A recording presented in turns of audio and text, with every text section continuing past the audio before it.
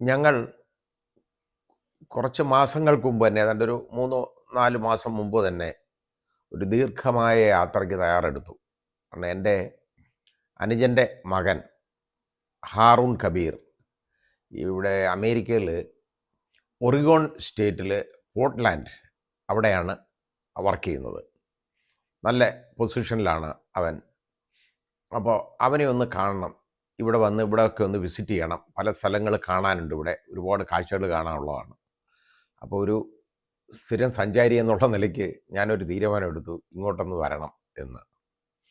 അപ്പോൾ എൻ്റെ അനുജൻ്റെ വൈഫ്, അവൻ്റെ മദർ, അതായത് ഹാറൂണിൻ്റെ മദർ, അതും പോകുന്നുണ്ട് അങ്ങോട്ട്. അപ്പോൾ ഞാനും വൈഫും തയ്യാറെടുത്തു. ഞങ്ങൾ ഖത്തർ എയർവേസിലേക്ക് സീറ്റ് ബുക്ക് ചെയ്തു. അനുജൻ്റെ വൈഫ് എമിറേറ്റ്സിലാണ് പോയത്. അപ്പം ഞങ്ങൾ ഈ ഖത്തർ എയർവേസിൽ നേരത്തെ തന്നെ ബിസിനസ് ക്ലാസ് ടിക്കറ്റ് ബുക്ക് ചെയ്തു. അപ്പോൾ അതുകൊണ്ട് കുറച്ച് റേറ്റ് ലാഭത്തിന് കിട്ടി. എന്നാലും മോശമൊന്നുമല്ല. ടു ആൻഡ് ഫ്രോ 2 പേർക്ക് ഏതാണ്ട് 8.5 ലക്ഷം രൂപയുടെ ടിക്കറ്റായിട്ടുണ്ട്. അവിടുന്ന് ഞങ്ങൾ ഓഗസ്റ്റ് 27 വെളുപ്പിന് 4:15 അവിടുന്ന് തിരിക്കുന്ന ഖത്തർ എയർവേസ് ഫ്ലൈറ്റ്. അത് ഒരു 3:30 ഫ്ലൈറ്റാണ്. അതിലേക്ക് 3:30 എയർബസ്സാണ്. അതിൽ ഞങ്ങൾ അവിടുന്ന് 4:15 തന്നെ കൃത്യസമയത്ത് തന്നെ ആ ഫ്ലൈറ്റ് പുറപ്പെട്ടു. ഇല്ലെങ്കിലുള്ള പ്രശ്നം, ദോഹയെ വന്നിട്ട് ഇതിൻ്റെ കണക്ഷൻ ഫ്ലൈറ്റാണ് സിയാറ്റിലേക്കുള്ളത്. സിയാറ്റിൽ ഇറങ്ങിയിട്ട് വേണം ഈ പോർട്ട്ലാൻഡിലേക്ക് ഞങ്ങൾ പോകാൻ. അപ്പോൾ ദോഹയിൽ ഇറങ്ങിക്കഴിഞ്ഞാൽ പിന്നെ ദോഹയിൽ നിന്ന് 8:05 ഫ്ലൈറ്റ്. അപ്പോൾ ഇത് ലാൻഡ് ചെയ്യുന്നതിന് താമസിച്ച് കഴിഞ്ഞാൽ വളരെ ബുദ്ധിമുട്ടേണ്ടതായിട്ട് വരും. അപ്പോൾ അതൊന്നും വേണ്ടി വന്നില്ല. കൃത്യസമയത്ത് ഫ്ലൈറ്റ് അവിടെ നിന്ന് എടുത്തു. ഞങ്ങൾ ദോഹയിൽ ആ കറക്റ്റ് സമയത്ത് തന്നെ അവിടെ കൊണ്ട് അവരിറങ്ങി. അത് കഴിഞ്ഞ് പിന്നെ അവിടുത്തെ ബാക്കി നേരത്തെ തന്നെ ത്രൂ ചെക്കിൻ ആയിരുന്നെങ്കിൽ പോലും അവിടെ കുറേ ഈ ഒരു അമേരിക്കൻ യിലേക്കുള്ള യാത്രക്കാരെ ഒന്ന് പ്രത്യേകം ഒരു പരിശോധനയും കൂടെ ഉണ്ട്. ദോഹയിൽ അവരവിടെ നിന്നു. അത് മിക്കവാറും ഏതാണ്ട് അതിലെ ആ കൗണ്ടറിലുള്ളത് അമേരിക്കൻസാണ്. അവർ ഒന്നും, അതായത് എനിക്ക് ഈ സാധാരണഗതി ഹാൻഡ് ബാഗേജൊക്കെ അവർ തുറന്നൊക്കെ എല്ലാം നമ്മൾ കാണിക്കണം, ഓരോ സാധനങ്ങളും എടുത്തൊക്കെ പരിശോധിക്കണം, ആ രീതിയിലൊക്കെ ഉണ്ടായിരുന്നു. ഒന്നുമില്ല, അവരിതൊന്നും ചോദിച്ചില്ല. അപ്പോൾ വാച്ച് മാത്രം അഴിക്കണം, അതുപോലെ ഈ പിന്നെ ഷൂ പോലും അഴിക്കേണ്ടതായിട്ട് വന്നില്ല എനിക്ക്. ബെൽറ്റ് മാറ്റണം, വേറെ ഒന്നും വേണ്ട. ബാക്കി ഇതെല്ലാം നോക്കി മാറ്റിയത് മാത്രമേ ഉള്ളൂ. അല്ലാതെ മുമ്പ് നേരത്തെ പോയപ്പോഴാണെങ്കിൽ ദുബായ് വഴി എമിറേറ്റ്സിൽ ഞാൻ പോയപ്പോൾ ആണെന്നുണ്ടെങ്കിൽ അവിടെ ഒരു വലിയ ചെക്കിങ് എന്ന് പറഞ്ഞു കഴിഞ്ഞാൽ ആ പെട്ടി നമ്മൾ തുറന്ന് കാണിക്കണം. അവർ തുറക്കുകയല്ല, നമ്മൾ തുറക്കണം നമ്മുടെ ഹാൻഡ് ബാഗേജ്. അത് തുറന്ന് കാണിക്കണം, ഓരോ സാധനങ്ങൾ എടുത്ത് കാണിക്കാം, ഇതെന്തോ ഈ ഉത്തരങ്ങളൊക്കെ ഉണ്ട്. ഒന്നുമില്ല. ഞങ്ങൾക്ക് ഒരു 2 മിനിറ്റ് ആണ് അതിനാകെ എടുത്തത്. എന്നിട്ട് നേരെ അവിടെ പോയിരുന്നു. കൃത്യസമയത്ത് തന്നെ ഫ്ലൈറ്റ്, അതായത് ഈ പറഞ്ഞ ബോർഡിംഗ് ടൈം പറഞ്ഞതിന് ഏതാണ്ട് ഒരു 10 മിനിറ്റ് മാറ്റിയെങ്കിലും ഫ്ലൈറ്റ് അവിടുന്ന് എടുത്തത് കൃത്യസമയത്താണ്. 8:05 ആണ് അവിടുന്ന് ഫ്ലൈറ്റ്. അപ്പോൾ ഒരു ദീർഘമായ യാത്രയാണ്. അപ്പോൾ ഈ ഖത്തർ എയർവേസിൽ അതിലുള്ള പ്രത്യേകത, എമിറേറ്റ്സിൽ ഞാനത് കണ്ടില്ല. ഞങ്ങൾക്ക് 2 പേർക്കുമായിട്ട് ഒരു ക്യാബിൻ തന്നെ തന്നേക്കുക. ഞാൻ തൊട്ടടുത്താണ്. അത് സെൻട്രൽ ആവണമെന്നുള്ളേ ഉള്ളൂ. വിൻഡോ സീറ്റ് ആണെന്നുണ്ടെങ്കിൽ സിംഗിളേ പറ്റുള്ളൂ, 2 വിൻഡോ. നടുക്ക് 2 പേർ. ആ 2 പേരുടെ ആകുമ്പം ഒരു ഒറ്റ ക്യാബിൻ ആണ്.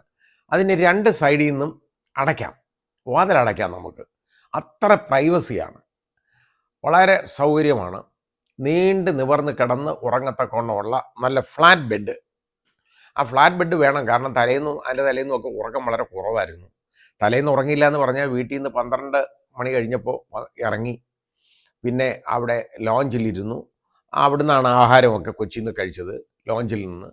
പിന്നെ ഇതിനകത്ത് കയറിയിട്ട് ആഹാരമൊന്നും വേണ്ടി വന്നില്ല. പക്ഷേ നല്ല ഫുഡാണ്. ഇത് ഈ ഖത്തർ എയർവേസിൽ നല്ല ഫുഡാണ് കിട്ടിയത്. വളരെ രുചികരമായ ഭക്ഷണമൊക്കെ ഉണ്ട്.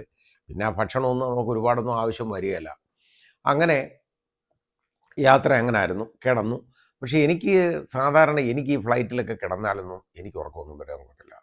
വൈഫ് നല്ല കൂർക്കം വലിച്ച് ഉറങ്ങുന്ന കണ്ടു, നല്ല സുഖമായിട്ട്. എനിക്ക് അങ്ങനെ കിടന്നുറങ്ങാൻ പറ്റുകയില്ല. ഞാൻ കുറച്ചുറങ്ങും, ഒരല്പം എങ്ങാനും ഉറങ്ങിയാലായി. പിന്നെ ഞാൻ എഴുന്നേറ്റ് സിനിമ കാണും. അങ്ങനെ ഏതാണ്ട് ഒരു 3-4 സിനിമ കണ്ട് തീർത്ത് കേട്ടോ. അപ്പം ഏതാണ്ട് 17 മണിക്കൂറോളമുള്ള ഫ്ലൈറ്റാണ്. അവർ തന്നെ പറയുന്നുണ്ട് ഇറ്റ്സ് എ ലോങ് ഫ്ലൈറ്റ് എന്നവർ പറയും നമ്മുടെ അടുത്ത് വന്ന്. അപ്പം വളരെ നല്ല എയർക്രാഫ്റ്റ് 777-300 അത് വളരെ സുഖമായിട്ട് അതിങ്ങനെ ഫ്ലൈ ചെയ്ത് വരികയാണ്. നല്ല യാത്ര, ഒരു കുഴപ്പവും പറയാൻ ഒക്കത്തില്ല അതിനകത്ത്. അത്ര സുഖമാണ്. ഇത് വളരെ വളരെ സൗകര്യം. ആദ്യമൊക്കെ കുറച്ച് തണുപ്പ് കൂടുതലായിരുന്നു. പിന്നെ ഞാൻ അതിൻ്റെ മുകളിലെ എയർ കോളമൊക്കെ അടച്ചു കഴിഞ്ഞപ്പോൾ കുഴപ്പമില്ല, ആ രീതിയിലേക്ക് പോയി. അപ്പോൾ ഇവിടെ ഞങ്ങളങ്ങ് ആകെ ക്ഷീണിതരാണ്. യാത്ര എങ്ങനെയൊക്കെ ആയാലും എത്ര സുഖമുണ്ടെന്ന് പറഞ്ഞാലും യാത്രയെന്ന് പറയുന്നതിനകത്ത് നല്ല ക്ഷീണം വരും. എയർക്രാഫ്റ്റിലായാൽ പോലും നമ്മൾ നടക്കുന്നതൊന്നുമില്ല, ഓടുന്നതൊന്നുമില്ലെങ്കിൽ പോലും, അല്ലെങ്കിൽ കാറിനകത്തുള്ള കട്ടറിനകത്തൊന്നും വീഴുന്നില്ലെങ്കിൽ പോലും എങ്ങനെയായാലും വളരെ ക്ഷീണം ഉണ്ടാവും ഇത്രയും യാത്ര വരുമ്പോൾ. അപ്പോൾ ഞങ്ങൾ നേരെ സിയാറ്റിലേക്ക് പോകുമായിരുന്നു. സിയാറ്റിൽ വന്ന് ഇറങ്ങി. ആ ഫ്ലൈറ്റ് വന്ന് ഇറങ്ങി കഴിഞ്ഞപ്പോൾ ഏതാണ്ട് ഒരു അരമണിക്കൂർ ആ ഫ്ലൈറ്റ് ആ ബേയിലേക്ക് നമ്മുടെ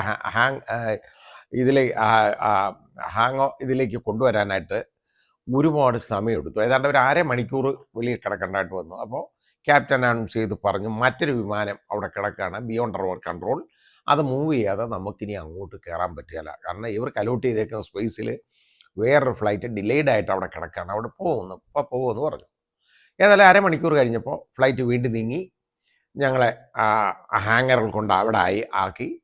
അവിടുന്ന് നേരെ ഞങ്ങൾ ഇറങ്ങി. ഏതാണ്ട് ആദ്യം ഇറങ്ങിയത് തന്നെ ഞങ്ങൾ രണ്ടുപേരുമാണ്. ഇറങ്ങി ഞങ്ങൾ ഈ നമ്മുടെ ബാഗേജ് അതിൽ കീപ്പ് ചെയ്യുന്ന വരുന്ന സ്ഥലത്തേക്ക് പോവുകയാണ്. അപ്പോൾ അങ്ങനെ പോകുമ്പോൾ നമുക്ക് ട്രാൻസ്ഫേഴ്സ് അവിടുന്ന് ആവശ്യമില്ല. കാരണം ട്രാൻസ്ഫേഴ്സ് എന്ന് പറയുന്നത് നമുക്ക് വേറെ സ്ഥലങ്ങളിലേക്ക് പോകണം, വേറെ എയർക്രാഫ്റ്റിലേക്ക് പോകണമെങ്കിലാണ് ട്രാൻസ്ഫേഴ്സ് വരുന്നത്. ഇത് ട്രാൻസ്ഫേഴ്സ് വേണ്ട, നേരെ എക്സിറ്റ് അല്ല ബാഗേജ് ആൻഡ് എക്സിറ്റ് അങ്ങോട്ട് പോയാൽ മതി. ആ ബാഗേജ് അവിടെ പോകാനാണെന്നെങ്കിലോ ഒരു 3-4 നില ഉയരമുള്ള രീതിയിലുള്ള ആ കൺവെയർ ബെൽറ്റ് പോലെ അത് നമ്മൾ കയറി അതിനകത്ത് അങ്ങോട്ട് നിന്ന് അങ്ങ് കൊണ്ടുപോകും. എന്നിട്ട് അവിടുന്ന് പിന്നെ നമ്മൾ ഏതാണ്ട് ഒരു 1/2 കിലോമീറ്ററോളം നടക്കണം. നടന്നു കഴിഞ്ഞിട്ട് വീണ്ടും ഇതേപോലെ താഴോട്ട് നമ്മളെ ഇറക്കും, വീണ്ടും മേലോട്ട്, വീണ്ടും താഴേക്ക്, ആ രീതിയിലാണ് ഈ പോകുന്നത്. അപ്പോൾ ഏതാണ്ട് നല്ല നടത്തയുണ്ട് അതിനകത്ത് കേട്ടോ. ദോഹ എയർപോർട്ടിൽ നല്ല നടത്തയുണ്ടായിരുന്നു. അത് കഴിഞ്ഞ് കൊച്ചി മാത്രമേ ഉള്ളൂ ഒരുപാട് നടക്കാനില്ലാത്തത്. പിന്നെ ഇവിടെ വന്നപ്പോൾ അവിടെയും നല്ല രീതിയിൽ നടക്കാനുണ്ട്. അവിടെ ഇറങ്ങി ഞങ്ങൾ നേരെ വന്ന് അപ്പോൾ കാണിച്ചു. അവസാനം ബാഗേജ് ഖത്തർ എയർവേസിൻ്റെ ബാഗേജ് വരുന്നത് കാണിച്ചു. ഞങ്ങളുടെ ഫ്ലൈറ്റ് 719 QR 719 കൺവെയർ ബെൽറ്റ് ഇത് വരുന്ന ലഗേജ് വരുന്ന അത് കണ്ടു. അപ്പോൾ അവിടെ ഞങ്ങൾ നിന്നപ്പോൾ ആദ്യം തന്നെ ലഗേജ് ഇനി കിട്ടി. 3 പെട്ടികളാണ് ഉണ്ടായിരുന്നത്. ആ 3 പെട്ടികളും ആദ്യമേ കിട്ടി. ഞങ്ങളത് അവിടുന്ന് ആ പെട്ടിയൊക്കെ എടുത്ത് മാറി നിന്നു. വന്നിട്ട് നേരെ ഇമിഗ്രേഷനിലോട്ട് പോയി. ഇമിഗ്രേഷനിൽ പോയപ്പോൾ സാധാരണ അമേരിക്കയിലൊക്കെ പോകുമ്പോൾ ഒരുപാട് ചോദ്യങ്ങളൊക്കെ വരും. ഇതങ്ങനൊന്നുമില്ല. ഇതിപ്പോൾ സ്ഥിരമായിട്ട് ഞാൻ ഫ്ലൈ ചെയ്തുകൊണ്ടിരിക്കുന്നത് നമ്മുടെ അതിൽ നിന്ന് കാണാം, അവർ നോക്കുമ്പോൾ കാണാൻ പറ്റും. അങ്ങനെ ആ ഇമിഗ്രേഷനിൽ വന്നപ്പോൾ ഒരു മനുഷ്യൻ എന്ത് അന്തസ്സുള്ള ഒരാളാണെന്ന് ഇപ്പോഴും ഞാൻ ഓർക്കുകയാണ്. ഒന്നും ചോദിക്കുന്നില്ല കേട്ടോ. എൻ്റെ അടുത്ത് ചോദിച്ചു ഈ എനി ഫുഡ് ഐറ്റംസ് എന്ന് ചോദിച്ചു ബാഗിനകത്ത്. ഞാൻ പറഞ്ഞു ഉണ്ട്, സ്നാക്സ് ഒക്കെ ഉണ്ടെന്ന് അടുത്ത്. എനി കുക്ക്ഡ് ഫുഡാണ് എന്ന് പറഞ്ഞു. What kind of food? Snacks എന്ന് പറഞ്ഞു കേട്ടോ. ഇനി പ്ലാന്റ്സ്, വെജിറ്റബിൾസ്, മീറ്റ്. ഞാൻ മീറ്റൊന്നും ഞങ്ങൾ കഴിക്കുകയല്ല, അത് കാരണം ഇതൊന്നുമില്ല. എനിക്കിത് അറിയാവുന്നതുകൊണ്ട് ഒന്നും എടുത്തില്ല. സീഡ്സ് അതൊന്നും നമ്മൾ എടുക്കുകയല്ല ഒരിക്കലും. ഈ സീഡ്സ് ഒന്നും അമേരിക്കയിലേക്ക് കൊണ്ടുവരാൻ അവർ സമ്മതിക്കത്തില്ല കേട്ടോ. അതിന് കാരണമുണ്ട്. അത് ഞാനിനി അടുത്തതിൽ പറയാം.